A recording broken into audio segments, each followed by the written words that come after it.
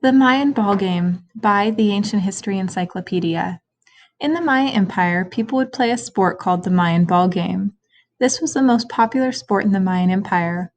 This game was played using a rubber ball about 20 inches in diameter. This game was played on a stone court whose measurements varied. The largest one found so far measures 459 feet by 111 feet. The court had walls that sloped inward, and there were two stone rings hanging high on the walls of the court. The goal of the game was to pass the ball around without having to touch it with your hands, and then to get the ball to pass through one of the rings. Since the rings were so high and players were not allowed to use their hands, it was extremely difficult to get the ball through a ring. Although rules varied in different Mayan cities, in some cities, when a player managed to get a ball through a ring, that ended the game. Other cities ended the game when a certain number of points were scored.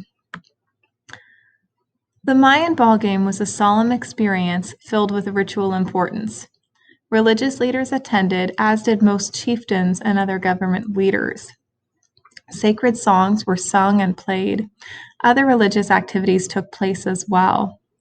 The winners of the game were treated as heroes and given a great feast. There were occasionally penalties for losing the game, such as having to pay money to the winners or complete labor. The game was like games and sports that people play today in a few ways. The players were working as a team to beat another team of players. The goal was to get the ball through a hoop. The goal was also not to touch the ball with one's hands like soccer is today. Huge structures were built just for playing. The games attracted very large numbers of spectators, people to watch.